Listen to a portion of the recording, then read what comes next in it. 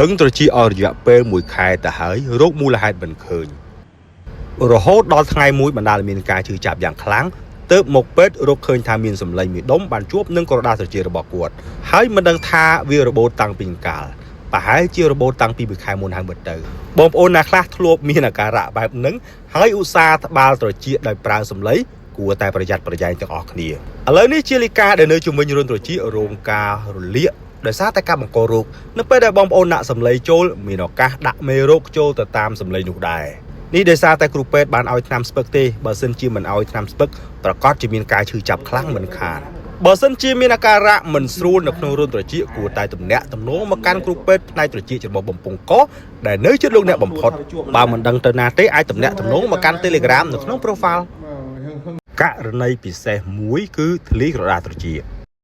រហែកក្រដាសត្រជាបន្ទាប់ពីគាត់ប៉ះទង្គិចនឹងត្រជាមួយករណីទៀតហើយឥឡូវយើងមើលទាំងអស់គ្នាតាមរយៈកាមេរ៉ាអង់ដូស្កូបយើងឃើញមានកំណកឈាមនៅជាប់នឹងក្រដាសត្រជាហើយមានការធ្លុះធ្លាយរយៈក្រដាសត្រជារបស់គាត់វាបានបណ្ដាលឲ្យគាត់មានអាការៈហឹងឬសូរដូចជាសម្លេងចង្រិតយំអញ្ចឹងព្រមទាំងថយចុះនៅការស្ដាប់បងប្អូនណាខ្លះធ្លាប់ជួបស្ថានភាពបែបហ្នឹងហើយបើសិនជាមានអាការៈស្តៀងអញ្ចឹងគួរតែប្រញាប់មកជួបគ្រូពេទ្យដើម្បីពិនិត្យព្យាបាលឲ្យបានត្រឹមត្រូវទាន់ពេលវេលាដើម្បីឲ្យក្រដាសត្រជាដុះចិត្តដូចដើមវិញតាមដានវីដេអូពេទ្យយូរហើយទម្រាំដាច់ចិត្តមកចាស់ថ្លៃហើយមើលដំបងអត់ដឹងទេដូចនៅក្នុងរឿងចិន AI អញ្ចឹងសទ្ធិលាក់ខ្លួនតកែចំការកស៊ូបងប្អូនហើយពេលណាមិនដឹងគេថាចំការកស៊ូគឺជាមាសសដោយសារតែស្ដាប់មិនលឺកាន់តែហឹងទៅក៏បាត់សំឡេងឈឹងក៏ខំស្កាត់មកតាំងពីខេត្តត្បូងឃ្មុំដល់ពេលមកពេទ្យទិញផ្លុតស្ដាប់លឺច្បាស់គ្រាន់តែបូមួយគ្រូកស្ដាប់លឺច្បាស់ចេះតែមិនទាន់ចប់ទេត្រូវការព្យាបាលត្រឹមត្រូវបើមិនអញ្ចឹងទេដុសមកវិញញុកពេញរុនត្រជាដោយសារតែនេះជាការបង្ករោគដោយពពួកមេរោគផ្សិតហើយពពួកមេរោគផ្សិតនេះបងប្អូនក្បាលរឹងណាស់បងប្អូនណាមានការបង្ករោគដោយពពួកមេរោគផ្សិតនៅក្នុងរុនត្រជាហើយព្យាបាលមិនបាត់កើតបាត់សម្អាតហើយភ្លេចខ្លួនញុកពេញរុនត្រជាហឹងដូចដើមទាមទារមានការព្យាបាលត្រឹមត្រូវ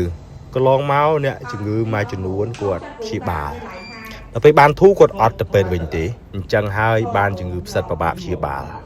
គ្រូពេទ្យប៉ាកែមិនមែនគ្រាន់តែដឹងពីដំណើររបស់រោគនិងការគ្រប់គ្រងរោគទេត្រូវការបញ្ចុះបញ្ចូលឲ្យអ្នកជំងឺគាត់ជឿជាក់ហើយធ្វើតាមបើមិនអញ្ចឹងទេអ្នកជំងឺយកថ្នាំទៅបោះចោលបងប្អូនណាខ្លះធ្លាប់យកថ្នាំពេទ្យទៅបោះចោលឲ្យថ្នាំក៏ប៉ុន្តែបងគាត់មកដោយសាររឿងហឹងតិចខាងឆ្វេងហើយតិចខាងស្ដាំគាត់អត់អីទេប៉ុន្តែទៅលោកគ្រូពេទ្យគឺមើលខាងដែលមិនឈឺមុនឥឡូវយើងមើលខាងដែលមិនឈឺឃើញមានផ្សិតនៅជាហើយមានខ្ទុះកកនៅកណ្ដាលជាតែអានោះខាងដែលមិនទុកអីទេបងគឺជាអត់សិលអីទេអត់តែអីទេគ្រូគាត់ថានឹងអត់អីទេឥឡូវយើងមើលខាងឆ្វេងគឺទុកមិនបងខាងឆ្វេងវាហឹងបងខាងដែលហឹងដូចគ្នាហើយយកក្តាំងជាងចឹងចាំមើលយើងបើកចេញសន្ទុះហើយយើងមើលដាក់ជាយ៉ាងម៉េច